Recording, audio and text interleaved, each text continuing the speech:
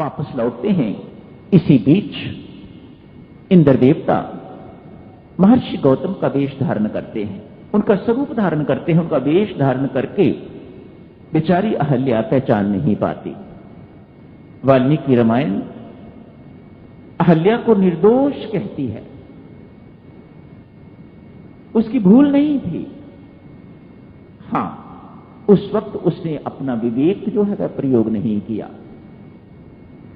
मेरे पति कभी जिंदगी में इस प्रकार से कामातुर नहीं हुए, और वह भी इस वक्त जिस वक्त उनके स्नान का समय हो। मानो उस वक्त ऐसी कोई माया का जाल कुछ बिछा हुआ था, वह ये बात भी सोच ना सकी, और संभवतया उसी के लिए उसे सजा भी भुगतनी पड़ी। इसी का फल उसे जो है वह भुगतना पड़ा। पाप करके बाहर निकला है। जैसे ही इंद्र महर्षि गौतम को समझने में तनिक समय नहीं लगा, दोनों की गलती और उन्हें दंडित किया है, दोनों को श्राप दे दिया। अहल्या को भी श्राप दे दिया, उसको जड़ बुद्धि बना दिया, जड़ बना दिया उसे। तू काष्ठ हो जा, पत्थर बन जा, धूली में रह, तुझे कुछ दिखाई ना दे, धूल में रमती रह अनेक वर्षों तक, हजारों वर्षों तक, जब तक प्रभु राम का आगमन नहीं हो जाता। इंद्र को भी शाप दे दिया है। 1000 उसके शरीर में छिद्र कर दिए। क्या छिद्र हैं, छोड़ें इस बात को, क्या छिद्र हैं वे, कालांतर में क्या होता है उसको भी दिया। जब प्रभु राम के तू दर्शन करेगा, अमुक स्थान पर जाके, मिथिला में जाके जब बैदुला बन के निकलेंगे, उस वक्त तेरे छिद्र जो हैं ये आंखें बन जाएंगी। भगवान के दर्शन करके तू शाप से मुक्त हो जाएगा। आखिर महात्मा महात्मा ही ठहरे, करुणा होती ही है। ये शाप तब इससे मुक्त हो जाओगे। अहल्या विषयासक्त, कामासक्त होने के कारण उसकी बुद्धि जड़ हो गई। जड़ बुद्धि का जब तक उद्धार नहीं होता, जब तक ये चेतन नहीं हो जाती, तब तक हमारी साधना जो है वह आगे नहीं बढ़ पाती। आज प्रसंग पढ़ा आपने, स्वामी जी महाराज ने लिखा है, जैसे ही अहल्या का उद्धार हुआ, कैसे हुआ उद्धार, स्वामी जी महाराज वाल्मीकि रामायण के अंतर्गत बताते हैं। प्रभु राम ने अहल्या के पांव छुए। रामचरितमानस ऐसा नहीं कहती। रामचरितमानस कहती है, महर्षि विश्वामित्र ने जैसे ताड़का को मारने की आज्ञा दी, ऐसे ही अहल्या के उद्धार के लिए भी कहा। कैसे? राम अपनी चरण धूलि से इस पत्थर बनी हुई अहल्या को उतार दो। कर्म निधान है महर्षि विश्वामित्र। अहल्या की कहानी सुनाई पहले, ये नहीं कहा अरे त्यक्ता है ये, ऐसा कुकर्म किया हुआ है इसने, छोड़ो इसे, क्या पूछना चाहते हो इसके लिए, ये कौन है कौन नहीं है, दफा करो इसे, चलो आगे चलते हैं मिथिला। ना, बड़े अच्छे ढंग से अहल्या की कथा सुनाई है। प्रभु का हृदय जो है वह द्रवित हो गया। न चाहते हुए भी अपने चरणों से उसे छू दिया है। प्रश्न उठता है, ये करामात चरणों की है या धूलि की या दोनों की? रोचक प्रसंग है।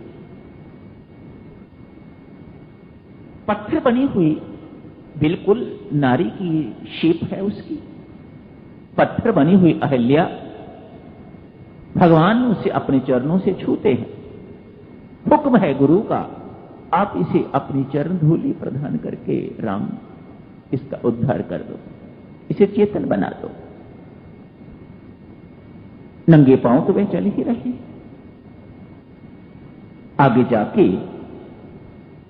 जैसे बालकांड की समाप्ति के साथ ही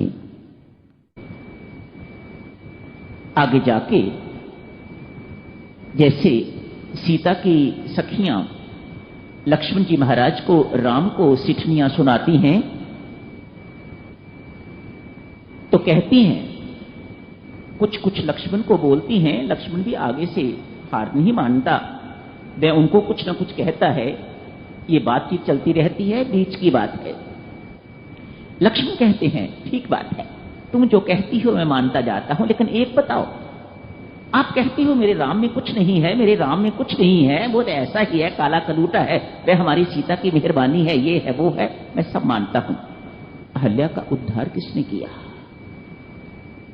बताओ? सीता की सखियों से लक्ष्मण जी महाराज पूछ रहे, किया ना उद्धार, बताओ किसने किया? अरे लल्ला, क्या तू सोचता है ये राम के चरणों की करामात है? चरण तो अयोध्या से चले हुए हैं, क्या इससे पहले उन्हें रास्ते में कोई पत्थर नहीं मिला? क्या किसी का उद्धार किया, कोई नारी बनी? लक्ष्मण जी चुप, ऐसा तो नहीं हुआ, इससे पहले कोई नारी तो नहीं बनी, नारी तो यही प्रकट हुई है। अरे लक्ष्मण जी महाराज, ये करामात तेरे राम के चरणों का नहीं है, ये करामात मिथिला की धूली का है। वह सखियां हार नहीं मानती, ये मिथिला की धूली इस प्रकार की है, इसके कारण वह पत्थर बनी हुई अहिल्या नारी रूप धारण कर गई है। क्या ये सत्य है? भगवान राम से ही किसी ने पूछ लिया, महाराज आप ही बताइए, ये आपके चरणों की करामात है या मिथिला की धूली की करामात है? धूली तो उससे पहले भी थी महाराज, उससे पहले तो किसी को नारी नहीं बनाया। यहां आके यदि ये नारी बन गई है तो किसका करामात है? भगवान राम बड़ा सुंदर उत्तर देते हैं, भाई ये ना मेरे चरणों की करामात है, न ही ये धूली की करामात है, ये दोनों को मिलाने वाले की करामात है, जिसे विश्वामित्र कहा जाता है। ये मेरे गुरु महाराज की करामात है। यदि उन्होंने चरण और धूली दोनों को इकट्ठा ना मिलाया हुआ होता तो ये करामात कभी ना हो पाते। तुलसीदास से यदि पूछा जाए, महाराज आप नाम के उपासक हो, ये प्रभु राम के चरण क्या हैं? वे तो इतनी सी बात जानते हैं, अरे राम शब्द में 2 अक्षर हैं, र और म, ये भगवान के चरण है। छोड़ो और बातों को, भगवान निर्गुण निराकार हैं, सगुण साकार हैं, छोड़ो इन बातों को, अरे राम राम जपो। ये राम 2 अक्षर का जो शब्द है, यही मेरे राम के चरण है। और यदि राम राम प्रेम पूर्वक जपा जाता है तो यही चरण धूली है। बस इन दोनों को मिलाने वाला यदि कोई सतगुरु मिल जाता है, महर्षि विश्वामित्र जैसा, तो प्रभु की प्राप्ति हो जाती है, विषय शक्ति खत्म हो जाती है, ये जड़ता समाप्त हो जाती है, चेतनता आ जाती है, और उसके बाद तो परम शांति मिलके ही रहती है। ताड़का को मारा है, अहल्या को तारा है।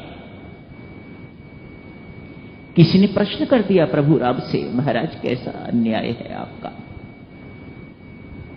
2 महिलाएं अभी तक आपको मिली हैं रास्ते में, एक को आपने मार दिया और दूसरी को आपने तार दिया, ऐसा क्यों किया? प्रभु राम कहते हैं, भाई मुझे कुछ ना कहो, मैंने तो अपने गुरु की आज्ञा का पालन किया है।